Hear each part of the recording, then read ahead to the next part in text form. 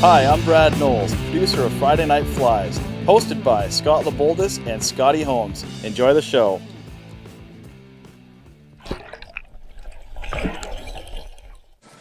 All right, buddy. All right. Who are you? Friday Night Flies. This is Brendan. I was on the show about springtime again. Did a little pink fly with them back when Brad and the guys were out here at Bass Pro.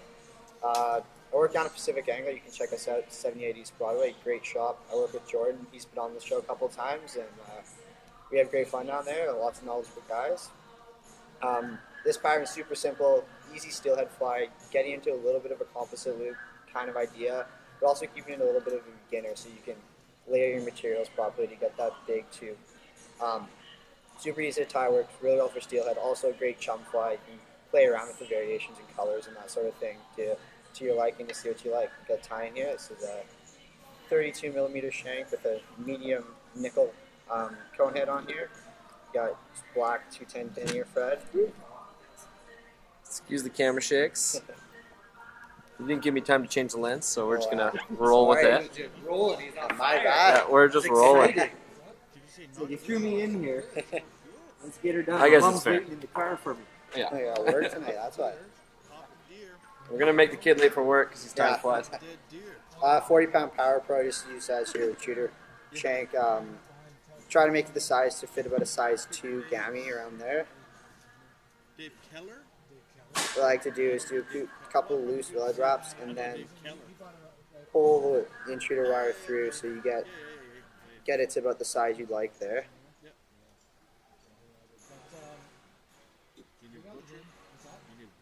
And just wrap back all the way up to the cone.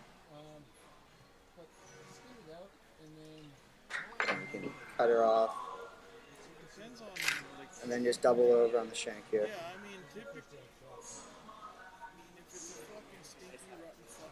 You know, it's super good if you want. Doesn't appear to be any on the table, so I won't for this fly here. Next, we're going to do a little composite loop, or dubbing for body here. This is just holographic purple Superfly ice dub. Just dub that on. You can also use like a flat braid or Lagerton body if you like to as well. Tie that down, wrap it back. Now I'm just going to start a construction of my composite loop on the table.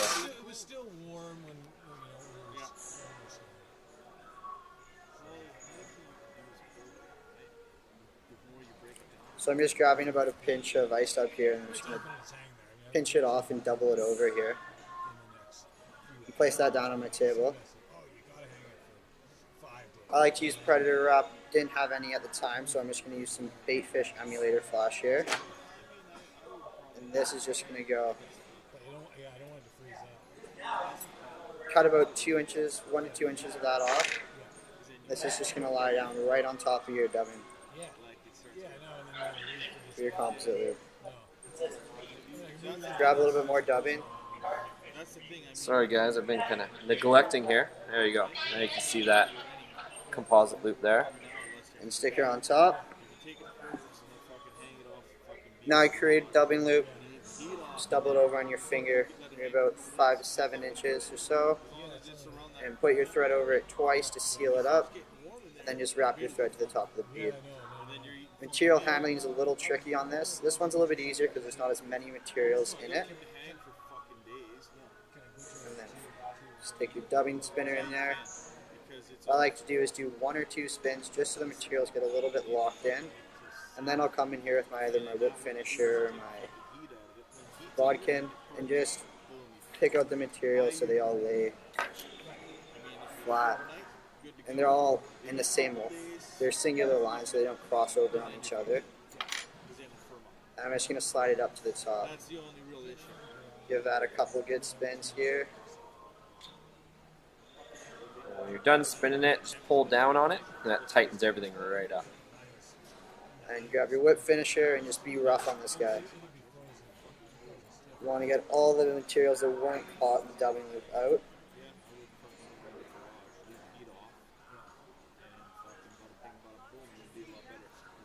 Sometimes I like to pull my fingers over and just grab anything that's kind of falling out of the dubbing loop here. You want some water?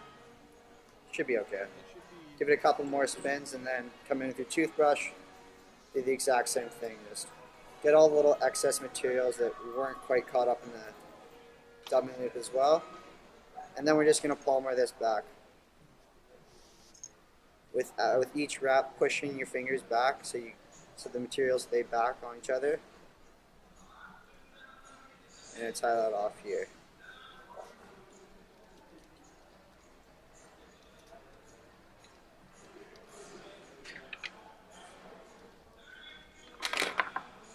As you do that, just pull your fingers back and go back over the materials just so you can secure that loop down. And then, again with the toothbrush, brush all the materials back, get any excess fibers that aren't in there out, and then you push it back again. It creates that big body that's just going to push your marabou out, so it creates a big presence in the water. Next, I'm going to grab a little bit of Lady Amherst. This is just going to go over top of my dubbing. So I'm going to create my dubbing loop first. Go around. You can do this in all one stage if you wanted to. I find it a little bit easier to do it in a couple stages. It's a little bit easier on the material handling. Lady Amherst has the tendency to stick together, or the fibers. So what you like to do is grab your toothbrush and just brush it out so the fibers don't stick together as much. I'm going to grab about 10 to 20 fibers here. Cut it off the shank there. And then in my hands, I'm just going to transfer it into my dubbing loop. And I want this to extend, say, about to the end of your braided loop at the end here. What I'm going to do is I'm just going to twist the dubbing loop a little bit to trap the fibers. And then I'm going to cut her off to right size, and then come in with the bodkin again, just to separate all the fibers. And then you get to spinning it. So it's having a fucking feeding issue? It'll spin. It's a tricky one, that one. Yeah. Not the nicer dubbing spinners, that's for sure. I'll get it there. There you go. And then I'm going to come in again with my bodkin and just separate all the fibers so they're not peeling and touching each other. And then I'm going to grab my toothbrush again, brush it out. Now we can wrap it. Same thing, just pulling the materials back as you wrap to create nice presence in the water.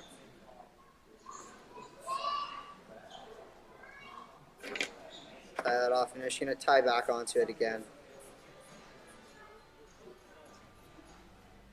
From here, I'm going to go 2 tones of marabou.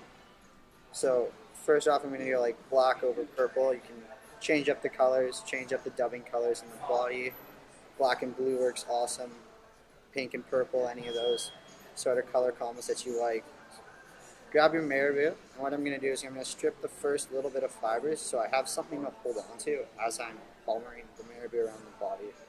And then I'm going to take off a little bit, I'm going to hold it from the tip and tie it in from the tips here.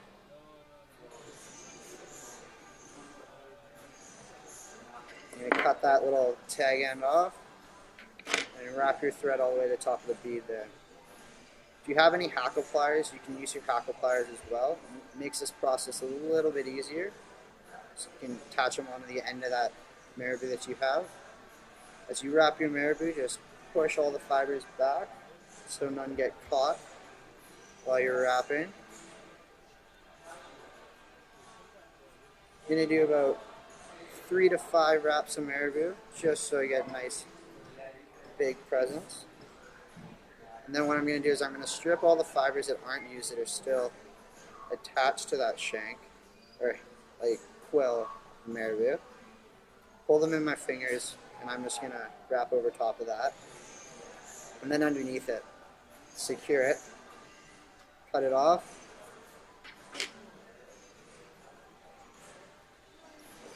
back. And I'm just going to give it a nice little blow. Get all the materials, or all the little marabou fibers that you've caught while you're wrapping out of the way. So pull that back. Now we can come in with our black. Same thing. First couple fibers on the marabou aren't too nice. I'm just going to peel those off. Also gives you something to hold on to as you wrap. Grab it from the tip.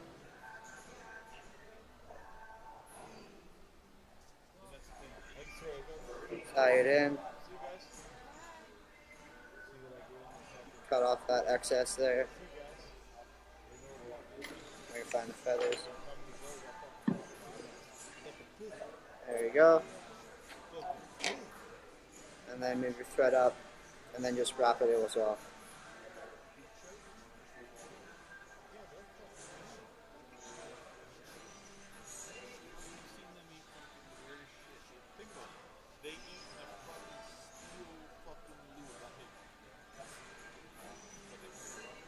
Same again, just 3 to 5 wraps. Try to keep it fairly sparse as it'll have a lot of movement as well with the extra marabous on the back of the purple. Tie that down as well. And in front. And I'm just going to cut this off. Again, pull all the fibers back just to give it a nice little securance. And then come in with your bodkin just to pull out any marabou fibers that were caught in the process of palmering it. Just to finish off the flower, we're just going to do a nice little dubbing head. So again, I'm going to do a dubbing loop. Whoops.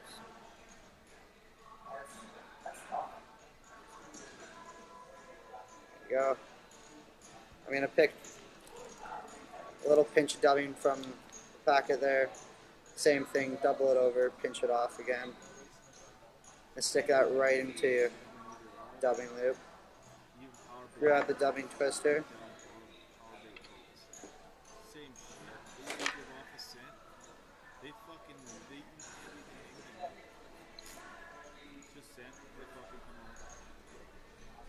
Alright, and spin it again.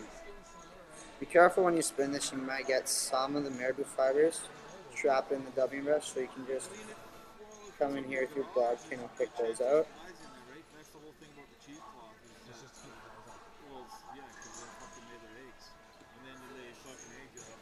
Get them. Give it a nice little spin. Come in with your bodkin again. Pick out the dubbing just to get all those trapped fibers out of there. Brush it out again. And then you're just going to wrap it as well. So this just gives it a little bit of flash at the head, a little bright presence.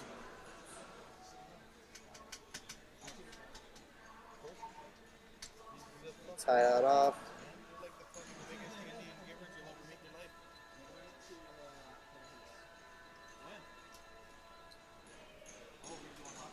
There you go.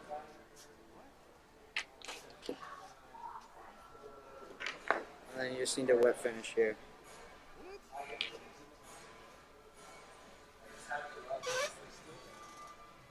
Okay, just sink into that bead. 1 or 2 wet finishes is all you need.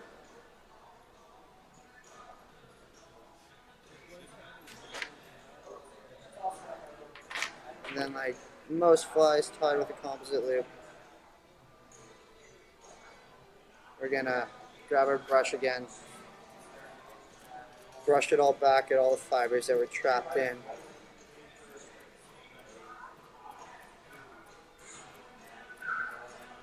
And then you can brush it forward again.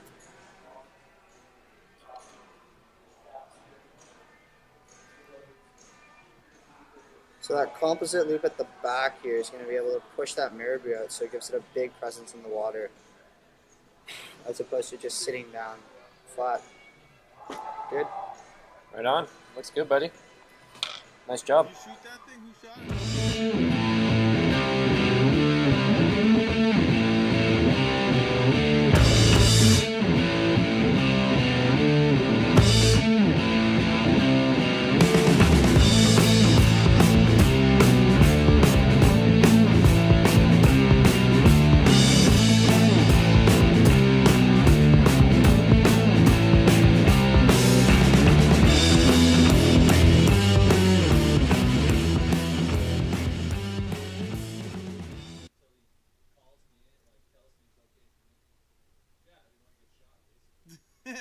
good call. Hide behind a tree. Fuck.